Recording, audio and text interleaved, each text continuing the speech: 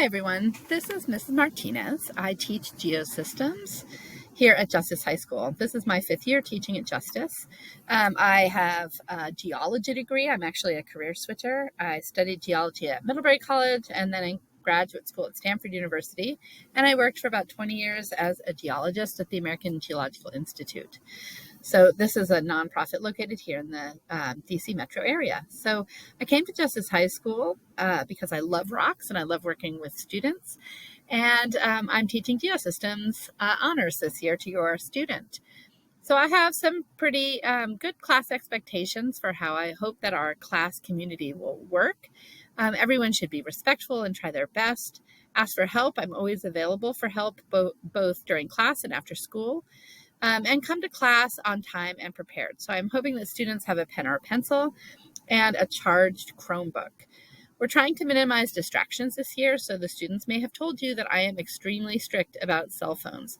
So they know that they are not to have their cell phones out and their headphones should not be in their ears during our class so that they can collaborate with each other and be respectful of both collaboration time and of lecture time with me and with their fellow students. So they can find class materials on Schoology. I'm extremely organized and post everything there. You'll find the syllabus on Schoology under the course dashboard, and all materials and assignments are posted.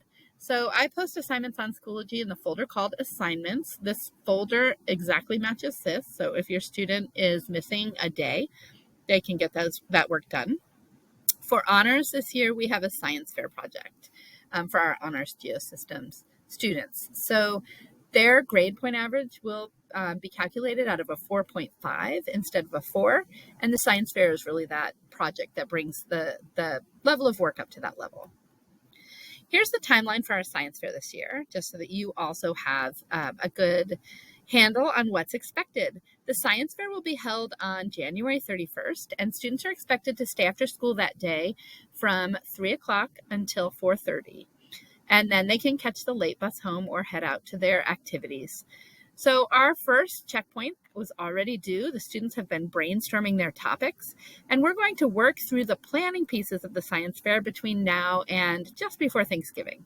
So on November 1st, students will need to be identifying any potential safety hazards so that can undergo an external review, but they should be collecting their data during the month of November and December.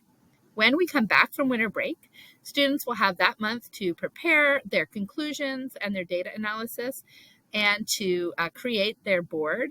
All student groups need to obtain a tri-fold board. These are the 3-piece boards that we use for science fair, and they've been told that it's better to get this sooner rather than later because everyone in Fairfax County will be trying to buy a board in the month of January.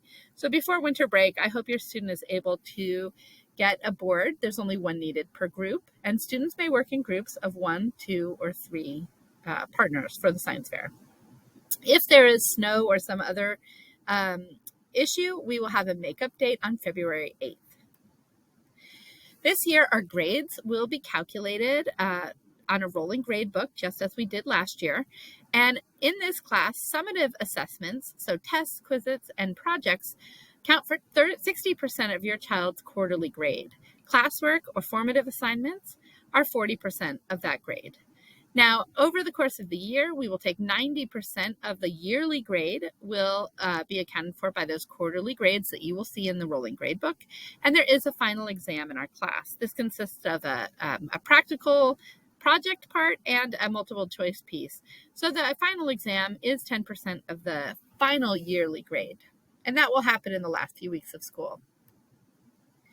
If you have any questions about Geosystems, or if you need my assistance, or your student needs my assistance in finding missing work or help on an assignment or anything I can do, please don't hesitate to contact me. I have a number of different classrooms